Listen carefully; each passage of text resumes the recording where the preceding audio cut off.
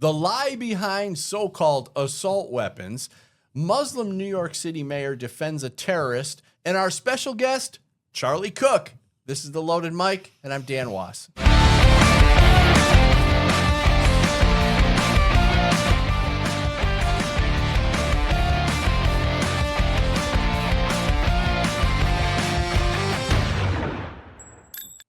Semi-automatic rifle bans and accessory limits are sold as public safety, but they're really the product of left-wing anti-gun activism. In most areas of life, we embrace technological advancements. Cars get faster, roads improve, and now we're even trusting vehicles to drive themselves. Yet when it comes to firearms, progress is treated as a threat. The same people who blame guns for violence are willing to remove human control from cars entirely. So what's really the issue? The tool or the person using it? Well, modern firearms include numerous external and internal safety features. A gun doesn't act on its own. It only functions through deliberate human action. Now, that reality undermines the narrative of so-called accidental gun deaths caused by the weapon itself. Still, instead of addressing human behavior, mental health, criminal intent, or cultural factors, the political left focuses almost exclusively on restricting the tool. Now, legally, bans on so-called assault weapons run headfirst into the Second Amendment. In District of Columbia versus Heller, 2008, the Supreme Court made clear that firearms in common use for lawful purposes are protected. That standard squarely applies to semi-automatic rifles like the AR-15, with over 32 million in circulation in the United States, overwhelmingly used for lawful activities such as sport shooting, hunting, and home defense. Now, the court reinforced this in New York State Rifle and Pistol Association versus Bruin in 2022, rejecting the idea that governments can impose restrictions based on shifting societal concerns or modern features. And so there's no historical tradition of banning commonly owned firearms or accessories like detachable magazines. These laws are modern inventions, often based on cosmetic features, and they fail both constitutional scrutiny and basic clarity.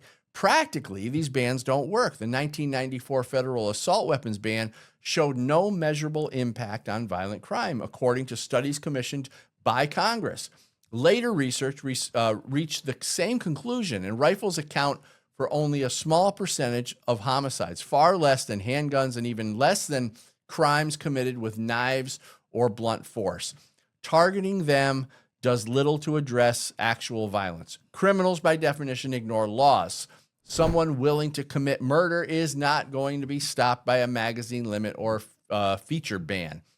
Meanwhile, law-abiding citizens are left navigating restrictions that can reduce their ability to effectively defend themselves, especially in high-stress situations. In the end, these policies don't meaningfully improve safety. They shift focus away from real causes of violence and place burdens on people who follow the law, raising a fair question.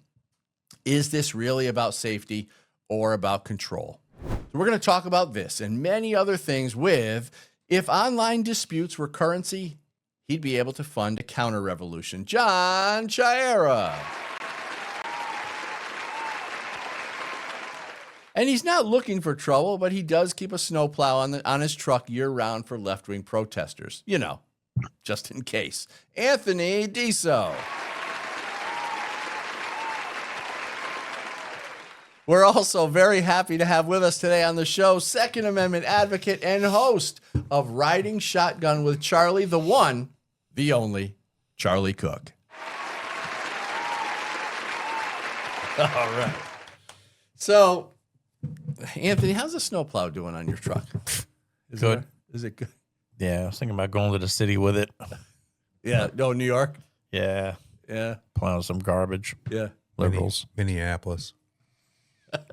Pick up some daycare workers. At the Leering Center. The Leering. Right. So, Charlie, so great to have you on the show. What's going on? It is great to be on with you guys. I really appreciate being on, and I'm glad you messaged me because I may have forgot that we were going to be on today, but I'm glad I'm here. I'm glad you messaged. I'm glad we worked it out.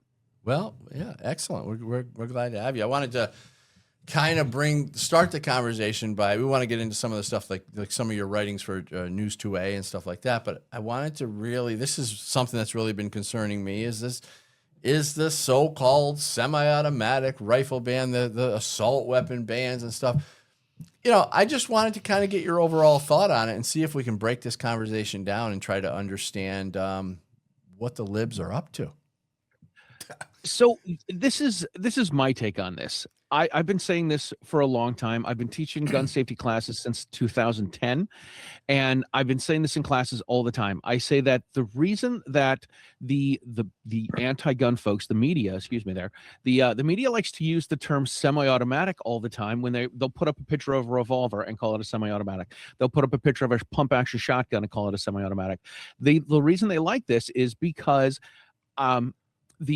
there are plenty of non-gun folks that don't know anything about guns, right, except for what they're fed from the media.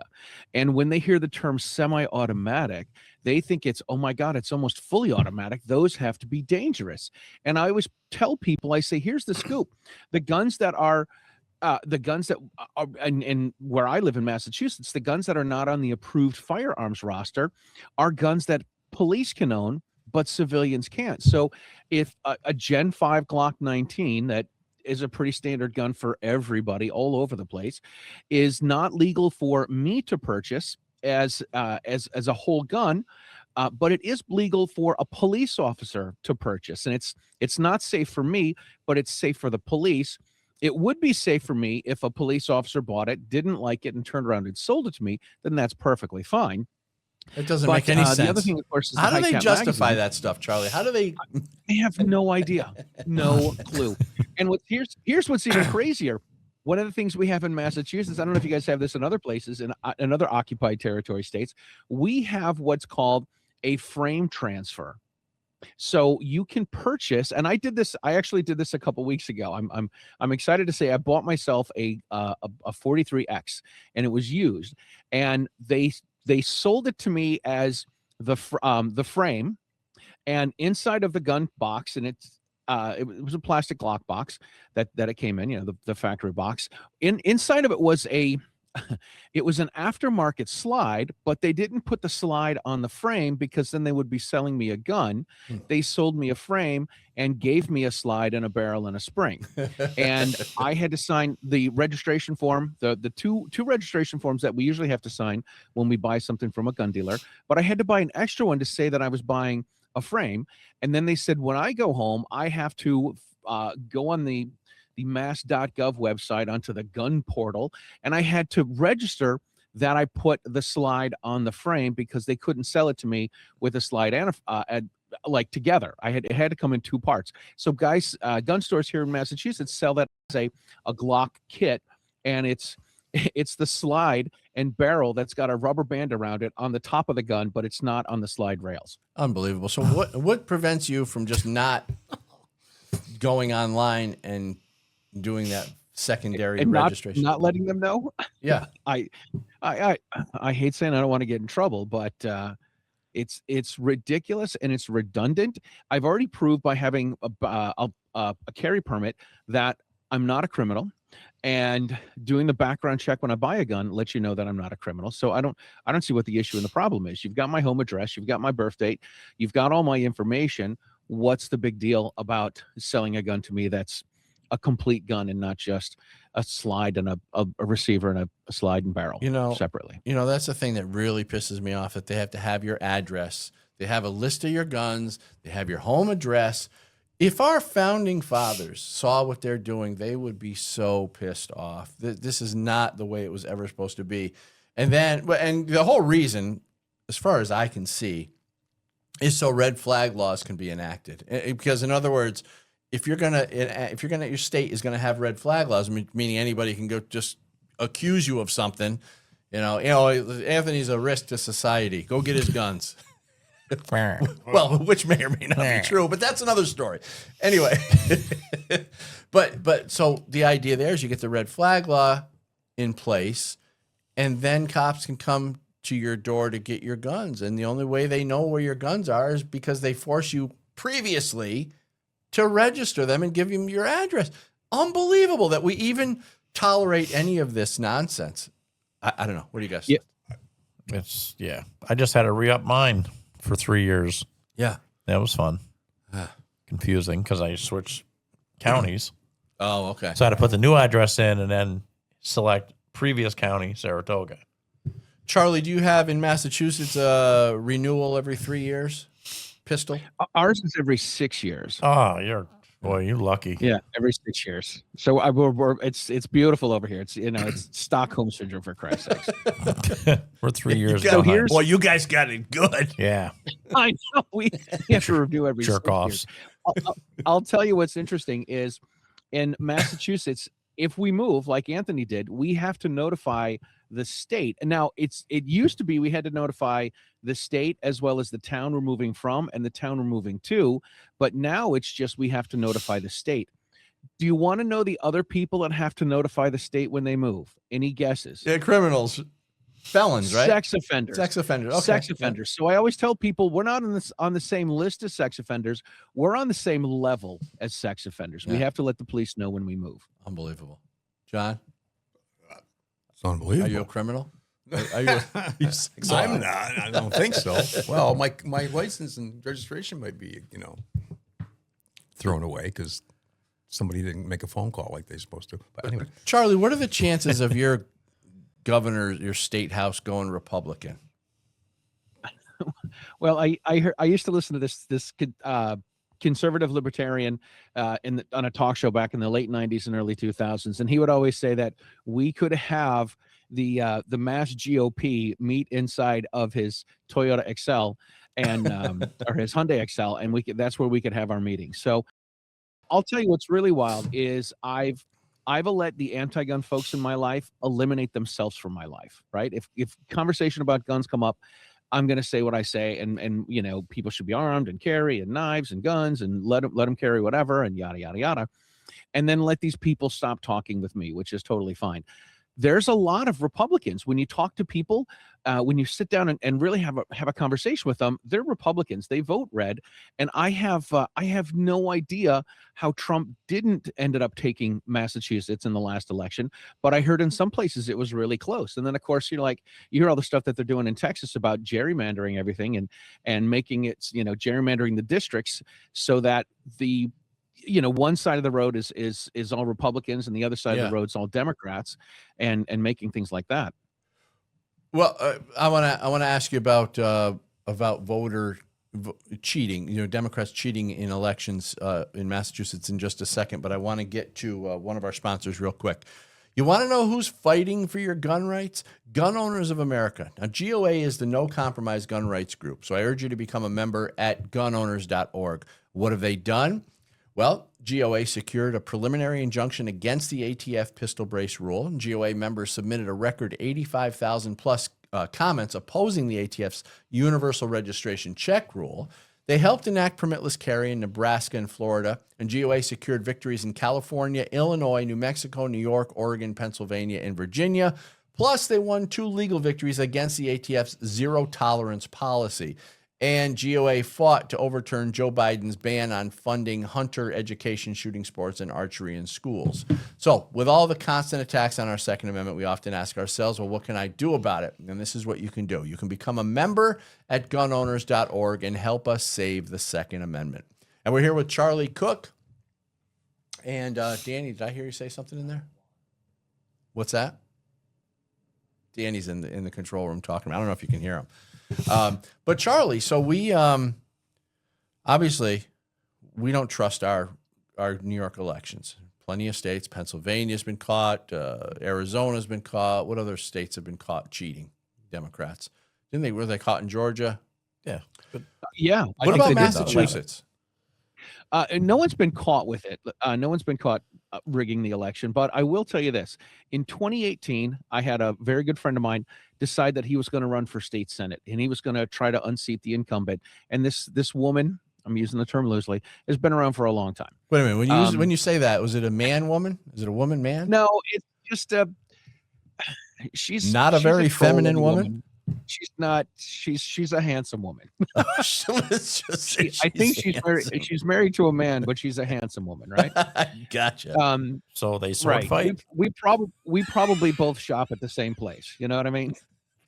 Anthony wants to know if they sword fight. Or scissor. Which one? I think it's traditional, but she wasn't. She was. Let's say she got into politics because she didn't have a career in modeling. Okay. Face for radio. See, Charlie's so nice. I don't know how he's just so polite and nice and yeah. Well, Anyway, go ahead, Charlie. So my buddy ran for office against her. He went from 0% name recognition to I think it was 67% name recognition the first time he ran. She was livid. She was mad. She was mad there was someone running against her. She was mad it was a Republican. He didn't get elected. He ran again against her in 2020. And in 2020, he absolutely showed her up they had a debate in Springfield on TV. The lady that was managing his campaign noticed that this politician was leaving, and she was in her car screaming and shouting and hitting the steering wheel. So he really gave it to her, which was great. And so there were yard signs everywhere. There was a lot of support for him, which was great and was very cool. He was talking with the Mass GOP. Things were feeling really, really, really, really good. And this was in 2020. And then all of a sudden, he wasn't elected. Out of nowhere, she won, right? And she was a Democrat. Out of nowhere, it was the year of the Dominion. It was 2020. It was a mess. It was a mess. So I'm not going to say there's not. I'm going to say I think there's more Republicans in Massachusetts, more people that are more conservative and vote red than there are particularly in the middle of the state where I live than vote blue for sure. But you guys, we have these two highways.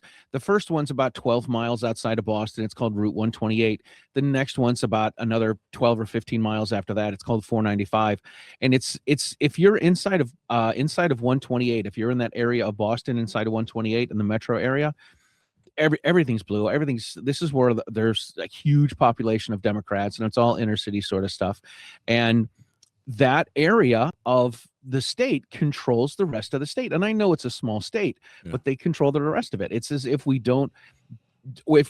not even out here. We're just a tax base. We're just an income source for them, where they tax us and we send money to Boston, and they have no idea where we are. They have no idea outside of 128. Same thing in New York. We got probably worse. We got that hellhole called New York City, Albany, Rochester, Buffalo, all those little dirt bag cities that are all inner city garbage cans. Yeah, and they're the ones that vote, and they just have more. The majority of people, like New York City, I think has 9 million. And then I think the rest of the state has about the same amount, 9 or 10 million. So it's almost like, and the majority of New York City is communist now. So our vote gets canceled down by theirs. Yeah, basically, it's amazing, and they can get beat. They can get beat to death with Mandami's policies and stuff. Beat to death, and they'll still vote that way. It's just amazing to me. I don't get it. John, explain the psychology. I don't know. I don't know how they're going to rationalize the next 4 years or however long Mamdani's going to be in there, and what's going to happen. So I saw another clip yesterday where some girl said, "Oh, he's giving us free this and free that and everything else," and the guy's going, "Well, somebody's got to pay for that, right?" It's just liberals are stupid. It's just it's free, it's ridiculous. Right. It's they want free stuff over freedom, right? As Anthony Calandro and Gun for Hire says all the time. They want free stuff. I want free stuff too, but I realize I have to work for it, and somebody somewhere is going to have to pay for it, right? I don't know. Early on, I learned this early on when I was probably a teenager, and I didn't like the idea of people getting free stuff and not working for it. And I must have saw some welfare people or somebody feeding off the system, and since that I've never taken a penny of government money, and I just wouldn't feel right about doing it. I don't know how people can actually raise families on it, and generation after generation of this stuff. It just feels so wrong to live off somebody else's money. When you're a kid, that's different. You're living off your parents, but I don't know. What are your thoughts on that? I know when I stopped playing drums in a band and moved back to my mother's house, I had nothing, So I went on welfare for 3 or 4 months, and I had to work 3 days a week on a trash truck to make like $81 or something. Well, at least they made you picking up do refrigerators and wash machines and concrete blocks from people's houses and stuff. Yeah, but I thought that was normal, which I was happy to do it. I mean, I had no choice at the time, but I don't know anybody that does that now. I don't think they make you do anything now, do they? Didn't they try to do that last year? No, they tried to make you work 20 hours for SNAP. Right, But, right. Okay. you know, who knows where that went? I don't know. I don't know. Well, anyway, so let's get back to Charlie, because he wrote this great article. But we got to go to break, don't we, Danny? We got 10 minutes. Okay, good. We can start talking about this article. Now, Charlie Cook, not to be mistaken for Charlie Kirk, which a lot of people do. His name is Charlie Cook. Like, And cook me a burger, fool. There have been some people right after Charlie Kirk was assassinated, allegedly. There were people that they would say, "Hey, we were going to have Charlie Kirk on," and they're like, "Oh no, it's Charlie Cook." And Well, then I made the mistake myself on the show once. I know. In 2021, the now defunct Polite Society podcast, we were a bunch of us were going to Sioux Falls to do some training with Masad Ayub and do a Mag 40 class with him, and I was part of the deal was I was trying to promote this so we could get some people to do this, and our good friend Paul Lathrop would get on the show, and he's like, Charlie Cook is going to be here, and everyone heard Charlie Kirk, and they're like, how did you get Charlie Kirk to take a class with you? They're like, no, it's Cook, not Kirk, and they're like, oh, never mind, we're not going. We're not going. Wow. Oh, never mind. Charlie. I know. I feel good about myself for a second, and then someone swipes the rug right out underneath me. Oh, Charlie Cook? Never mind. Never mind. the You hell's need that a middle guy? initial in there. Right. There is another Charlie Cook. It's a Cook with an E on the end. Oh, And he Cookie. writes a lot of conservative articles. He's been around for a long time. you mentioned a couple names. Masad. What a great guy Masad is. I love Masad. And who else did you mention there? Paul Lathrop. What a good guy there too. Yeah. So, but anyway, Charlie writes this article for News 2A. Great friends of ours over at News 2A. Great guys. You got to check it out. Massachusetts releases new LTC curriculum requirements. Instructors left to write their own courses. Now, Charlie, I'm going to let you explain what this is all about, but they did the similar thing in New York State, and then I'll explain. But what is this all about? What happened here in Massachusetts with this curriculum requirements? All right. So here's hopefully a quick version of the short story, the long story. In 22 was the Bruin decision. In New York and New Jersey, you guys felt the brunt of that right away. Massachusetts waited until 2023. Well, ours got implemented. Sorry to interrupt you, but as soon as the Bruin decision came down, the new Concealed Carry Improvement Act, which was basically a new package of the same old crap, 8 days. Anthony's girl Hochul signed it into law 8 days after the Bruin decision. Go ahead, Charlie. Yeah, she was the unelected Hochul back then, right? She was appointed. She was originally appointed. She didn't even earn the seat. The previous governor was groping chicks on an elevator. That's how she got the job. And killing old folks too, by the way. Killing old folks in nursing homes. The only guy that's walked away killing tens of thousands of people. Yeah, unbelievable. And then he names a bridge after himself or his father. His father. Unbelievable. Tappan Zee Bridge. Tappan Zee Bridge has been known to everybody for I don't know how long. It's an Indian name, right? It's part of our New York culture. The Tappan Zee Bridge. Everybody knows the Tappan Zee Bridge. So Cuomo names it what? The Mario Cuomo. The Mario Cuomo Bridge.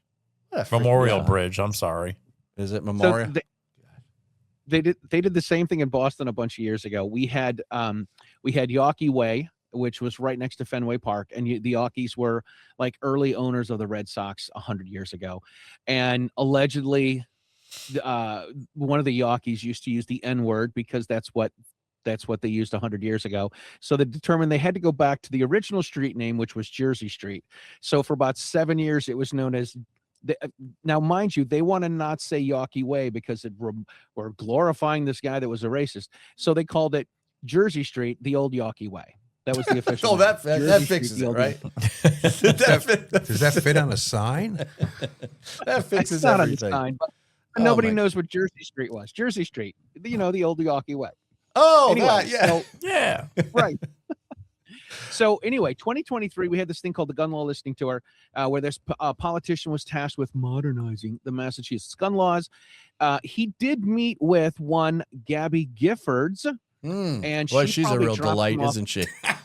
Yeah, she probably dropped off the legislation and a big fat check for him and said, "Hey, get this passed." The bill was passed. It was supposed to be passed. They tried to cram it down our throats in July of 23. It got passed in October of 23. The Senate's version came out in February or so of 24. The governor signed it into law in July of 2024. The new training, air quotes, the new training was supposed to have a live fire, a written exam, injury prevention, suicide prevention, and disengagement training, not de-escalation, disengagement training. And this is what it said. So after they did this, there were a bunch of people that wanted to get a referendum going to repeal the law. So in the process of that, once I call her our AGG, our anti-gun governor, once she saw that this was going to go through and they were going to get enough signatures, she decided to sign an emergency preamble, which put the law into effect right away, 3 weeks before it was supposed to go into effect. Okay, Charlie, They let me also- stop you. Let me stop you there for a second. Let's go Yeah. to break because I want you to have enough time to finish this story because there's a lot to talk about with this. Let's go to take a quick break. We're right back with Charlie Cook, and he's going to tell us all about this Massachusetts new gun policy. The Cali Key removes your AR from the definition of an assault weapon. It lets you keep your rifle with all its features, avoid registration hassles, and transport in hostile jurisdictions. The Cali Key also lets you hunt in jurisdictions like Pennsylvania and enhances long-range precision shooting. Cali Key's expert legal opinions empower informed decisions, and sales help grassroots Second Amendment organizations. Cali Key is your tool to keep and equip your AR, empower yourself, and defend your civil rights. Our founding fathers saw them coming over 200 years away. That's why they wrote the Second Amendment. Join us in the fight to preserve your gun rights and stop unconstitutional gun control. Gun Owners of America is the country's only no-compromise gun rights organization. Not only do we inform and educate, but we bring the fight to court and win. Your God-given right to keep and bear arms is our top priority. Become a member today and help us take back America. Join us at gunowners.org. All right, we're back with Charlie Cook. Charlie, you were telling us about this new policy in Massachusetts. Go ahead. Can you pick up from where you left off?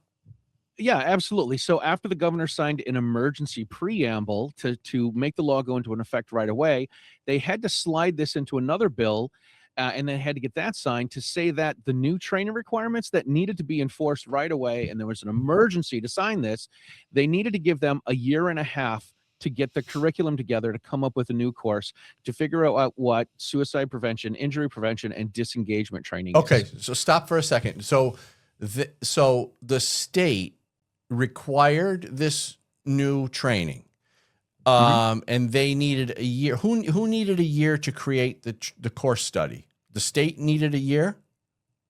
I believe the politicians tasked this with the Mass State Police.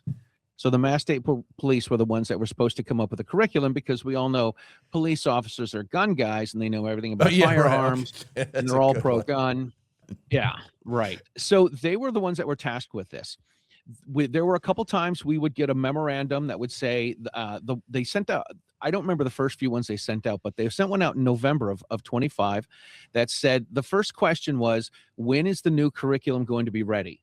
And their answer, you get this? The answer was the curriculum will be ready when the law says it will be ready. Okay. They couldn't give you a date. They're like, well, it's ready when we say it's ready. Okay. They had until April 2nd to come up with the new curriculum with live fire or written exam. They were supposed to come up with a written exam, 25 questions, multiple choice. They were supposed to come up with live fire.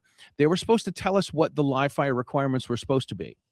And suicide prevention, disengagement training, and injury prevention. So at the beginning of March, they send us a letter that says, hey, we figured out what the new curriculum is.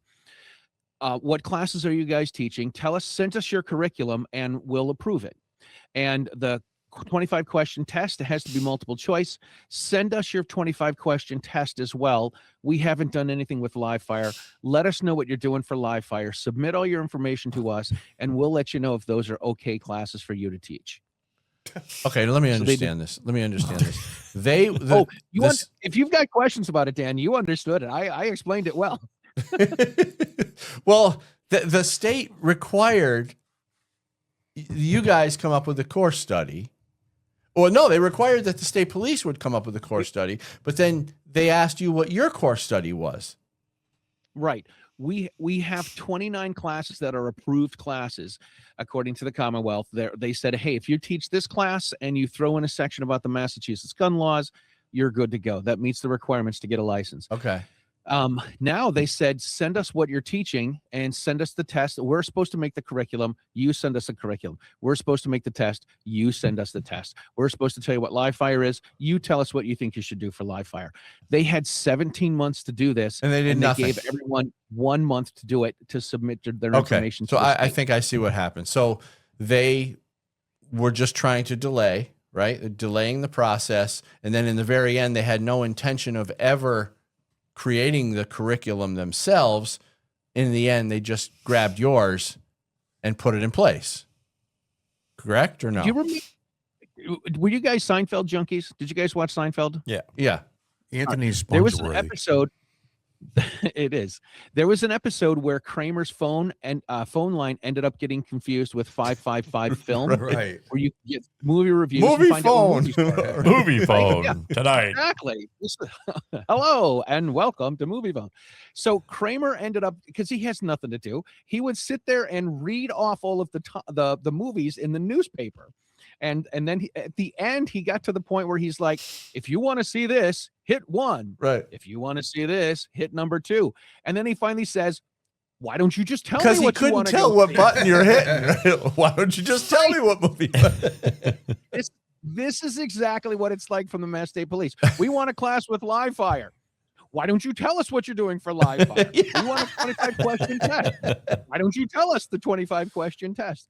So I got together with a couple buddies and we, I hate to say this, we essentially took someone else's curriculum that was an approved curriculum and changed it around a little bit, eliminated some stuff, put some other stuff in, changed the questions around and submitted it. I sent it in, I think 5 times in 3 weeks. I never got a notification that it was approved or denied or that they even accepted it.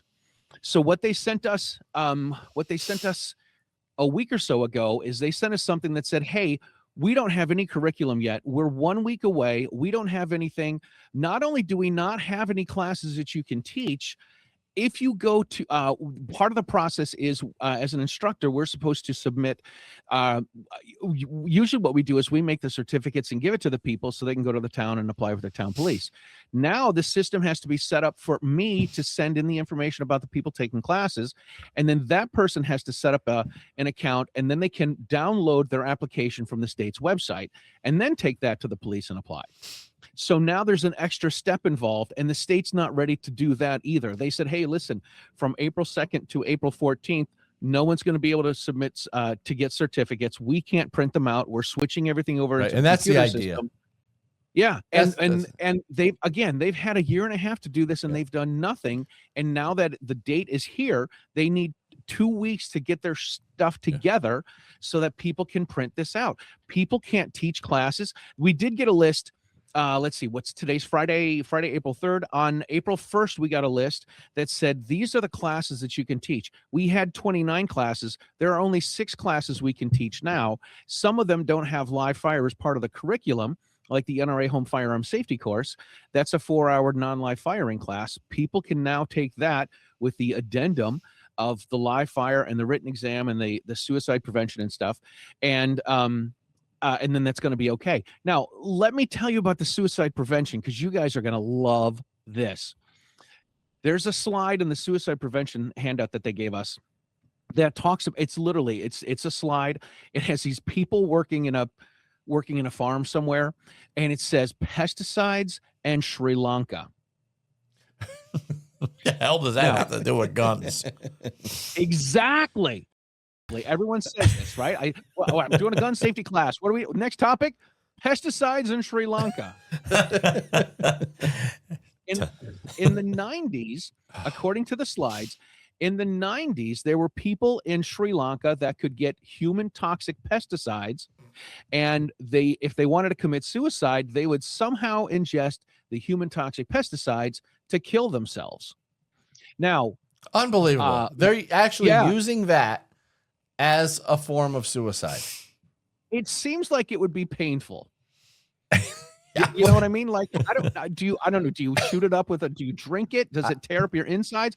Like, I don't know what it's like to want to kill yourself, right? Like, life is tough. You know, we've all have tough times and we get through them. But if you want to kill yourself, you probably want to do it in a safe, I don't want to say safe, in a quick manner, right? And it seems like ingesting some sort of a poison into your body that's going to eat your insides up while you're still alive and conscious doesn't seem to be painless. Well, you know, the underlying message to the whole suicide thing is that the message that they're trying to put out there under the radar is that guns are causing suicides. That's their kind of message. When the reality is guns do not cause suicides, and people don't not commit suicide just because they don't have a gun. In other words, and the studies in Australia are a prime example of this. When they did their big gun bans in Australia, they did it on, one of them was under the guise of suicide. So, okay, we got to stop suicides. So we're going to ban these guns, the handguns and stuff.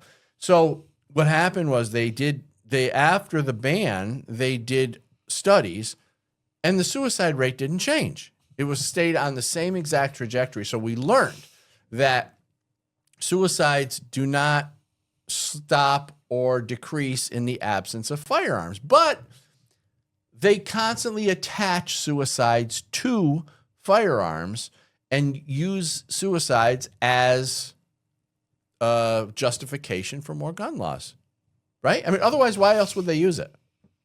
That is, you are so spot on. I know. They are trying, Charlie, this is what I've been trying to tell you all along. Yes, you finally all along. We finally listen. When it comes from Massachusetts, we'll listen to it, right?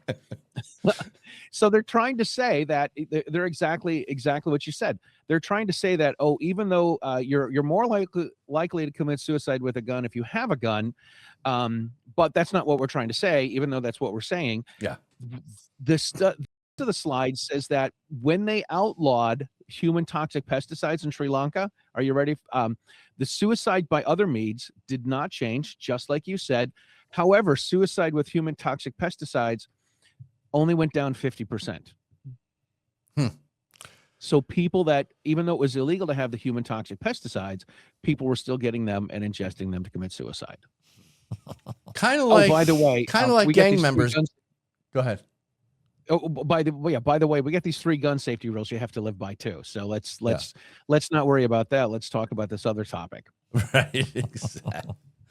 Well, in New York State, they did something similar when they came out with the new Concealed Carry Improvement Act requirements. There was a 16-hour course study that you have to sit for, and then 2 hours of live fire.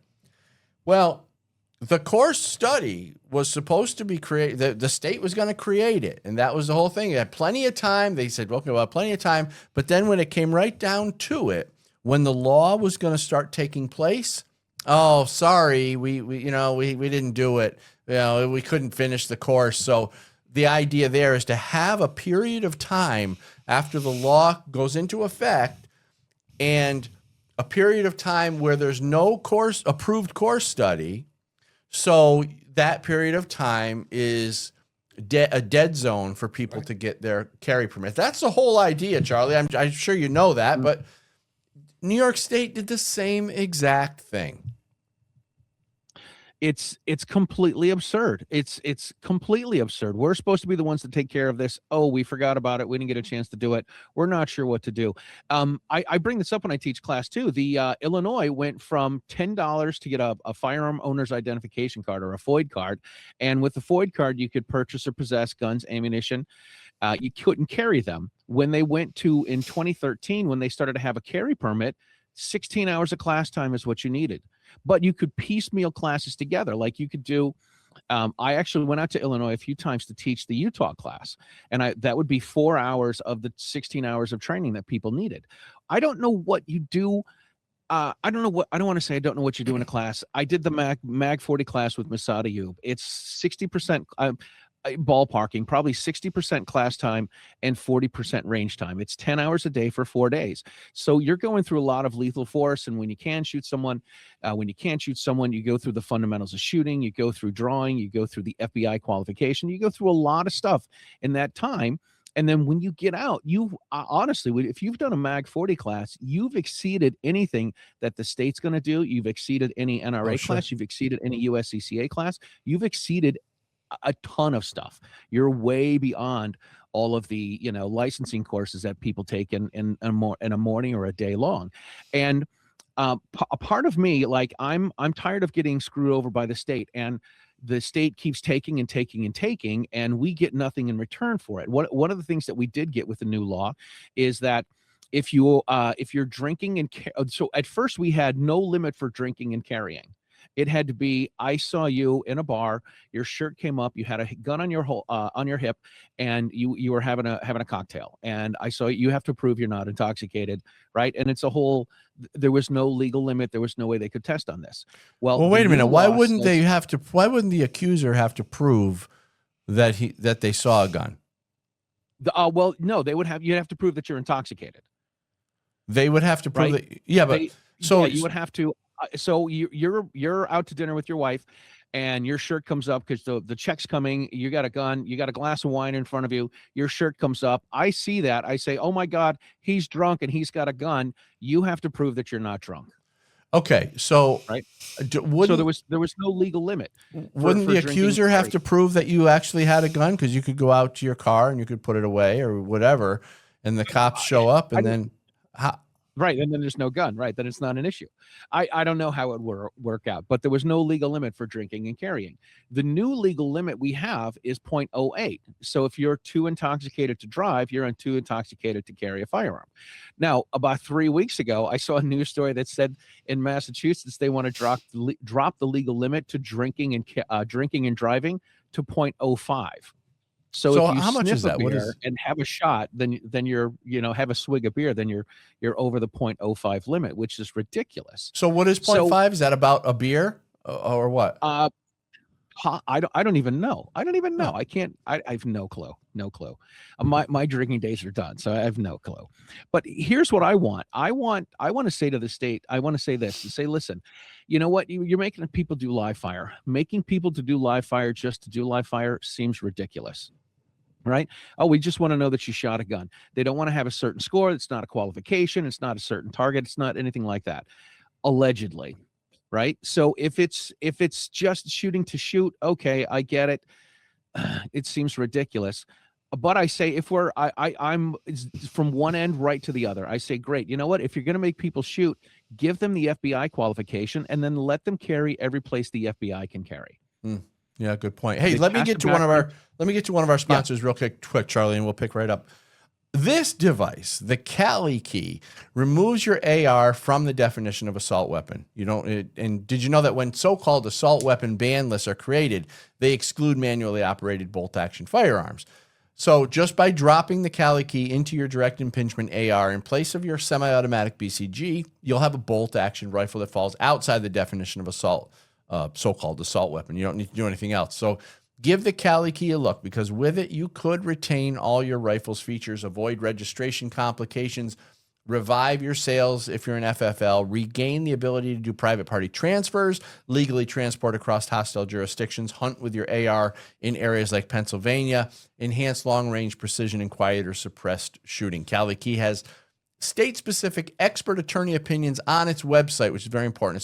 And they also support grassroots Second Amendment organizations with their sales. Cali Key's mission is to empower customers and draw back our civil liberties. So go to calikey.com and use the discount code LOADED. All right, Charlie, go ahead. So if I say if we have to have a qualification, let's make it the FBI qualification, and then let me carry every place the FBI can carry. Yeah. I pass background check to prove that I'm not a criminal, Right. and I passed a proficiency that the federal government says is okay. So I should be able to carry in gun-free zones. There should be no gun-free zones for me. I should be able to carry in schools, and I know I can carry in post offices if you're a member of Second Amendment Foundation or FPC now. Let me carry every place. Like, don't limit me. I passed a background check. I'm not a bad guy. I'm very proficient with my firearm. What's the problem? So tell me that again. If you're a Second Amendment Foundation or FPC, because of a certain lawsuit, you can do what? You can carry in the post office now because of these two. So this is one of the newer things. Okay. Yeah, I know. I'm taking all the time here. You guys No, got to that's have good. other. That's why we have you here, because you're such a wealth of knowledge. That's why we want you here. Well, thanks. It would have been good for the Mass State Police to say, listen, you know what? We don't want to be bothered with this. And I get it. They probably don't want to be bothered. But if they would have just said, hey, listen, you know what? The NRA basic pistol class is 8 hours long. It has live fire. It has a 50-question test on it. Include the section on the Massachusetts gun laws, include a section on suicide prevention, include a section on the use of, they called it disengagement, but the slideshow they sent everyone called it use of force. Let people do that and then call it quits. Don't have people come up with a new class. The Gun Owners Action League is the state's pro-gun group, and they did submit the NRA home firearm safety class with an addendum to it, and they submitted the NRA basic pistol with an addendum to it. There's a few other classes that are on there, but it's even more confusing. It's more difficult, and honestly, it's going to be more expensive. I charge $1.25 for the 4-hour class. I'm looking at charging $300 and up if somebody has to do a 9 to 10 hour class with me, and we have to go to the range. And here's another thing that's an issue in Massachusetts. There are probably, I'm going to be generous, 4 or 5 public ranges. Every place else is a sportsman's club that's a private range. So if you're not a member there, and if you're not a member, if you're not an instructor, if you don't have an insurance policy that's going to cover you, you can bring guests, that's fine. But if you're going to instruct, you got to have an insurance policy for that. That's an expense. The club, I belong to 2 different places, and the closest one to me is it's a sportsman's club, and all it really is a cinder block building with indoor plumbing, pool tables, and a bar. And I went a couple weeks ago to shoot, and at 3 p.m, and there was a birthday party going on. So right, somebody rented the place out for a birthday party, so I can't go and shoot. So now I'm going to have to find a time when I can shoot, or rent the place out for about $400 a day, so I can bring people in and go shooting for the day. So it's going to be such an unbelievable hassle. And of course, the other thing, the government they don't want people to have guns, so they're going to make it so the class is too long, or a lengthy class, right? It's not in a timely manner. They're also going to make it more expensive. So like I said, go from $125 to $300 for the day, plus the cost of ammunition. Oh, and by the way, the new thing, they keep track of how much ammunition you're buying too. So I'm gonna have to start buying ammo in bulk if I got to take people out. And 50 rounds is not necessarily a lot to go through. Maybe people have to go through, I don't know, 50 or 100 rounds. That's 2 boxes of ammo. That's an easy $50 to the price of the class. That's either going to come out of my pocket or the student's going to have to pay for. So the cost for classes is going to go through the roof. Well, New York, Kathy Hochul decided that she wanted to have a background check on ammunition a while back, and it's still in place. So what happened was people said, okay, fine. If that's the way it's got to be, we're going to go to Vermont. We're going to go to Connecticut. We're going to go to any surrounding states and buy our ammo there. So So Yeah. what she tried doing, and I don't think this ever went anywhere, but she actually had the guts to try to pass legislation in New York State that said she could sue other states' gun shops for selling to New York gun owners. Well, I mean, you got to talk about arrogance. I mean, come on. Well, I mean, she's a piece of trash. That's it. I mean, look, this is That's Wow. all you got to say. That's all you have Well, to say. there's other words I'd love to say, but I don't think the FCC is going to like it. This is the same lady that chased people from New York to Florida, Yeah. and then realized how much of a tax base it was. And And she's she like, wants hey, them back. come on back, yeah. Yeah, no one's coming back to this hellhole. Problem is, though, Florida's being overrun by liberals. Yeah, they're all running to Florida. Yeah. They're gonna turn that into a They hellhole. just lost 2 seats in Florida to blue. Not good.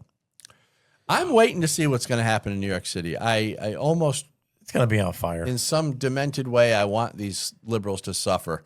I don't want to see New York City fail, but it's gonna, and we might as well enjoy watching them. Experience their own. Our favorite actor, Robert De Niro, was pissed off at Man Dummy. He wanted to have a meeting with him about his property taxes skyrocketing, and Madame was like, "Man, I'm not interested." Yeah, I think what's going to happen. I voted for him. These liberals are going to realize that this Islamic Muslim guy, Mandami, he doesn't really care about liberals. He just used them for their votes. And now he's going to do whatever he can. I think what he's trying to do is run New York City into the ground, make everyone leave, all the relevant wealthy people, make them leave. And pull Muslims In, and you're going to have, just like what happened in London, what happened in Dearborn, Michigan. Yep. You're going to have the same thing, except it's going to be in the biggest city in the country. That's going to be just a mess, and it's going to be hard to fix that. Once that, It's going to be a mess to fix it. It's going to be almost impossible. yeah, and you're We're going to have allowing radical Islam through New York City. Can you imagine that? We're allowing it. Call to prayer. Well, not everybody's allowing it. What's that guy, Jake? State Farm? Jake, not Jake from State Farm. This guy, Jake, who was The one from Subway. not from No, that's what was his name? He went to prison now. Jared. Jared. Oh, Jared. Jared. That's Jared. Jared's in prison. I apologize. Anyway, this guy who was one of the J6 prisoners for 4 years. Oh, I know what you're talking about. I Yeah. think his name is Jake, right? Yeah, Jake. This guy is cool. He's got balls. I'm surprised he's still alive, though. I know. He goes in and he's bashing these Islamists. He was carrying a full pig. That's running right. He was towards carrying a pig. He had a pig in the back of a U-Haul. He's something. Yeah, and he's wrapping Well, the Quran in bacon. Yeah. Oh, that really burned him. Go ahead, Charlie. As Chris Christopherson once said, freedom is just another word for nothing more to lose. Exactly. Yeah, and that's where this guy's at. I really like this guy. I hope he creates a bigger following movement and whatever. I think we're getting close to running out of time here, Charlie. So why don't you tell people where they can find you and what's your last call to action? So where can people find you, Charlie? All right. People can find me at Riding Shotgun with Charlie on YouTube and on Rumble. You can listen to the show in podcast form. I've been putting out some shows that I recorded at SHOT that I'm calling Pit Stops, which are short little audio interviews. I'm going to be at the NRA annual meetings on April 17th to 19th. I'm going to be doing some pit stop shows there. You can find me on News 2A, and you can find me at Armed Lifestyle.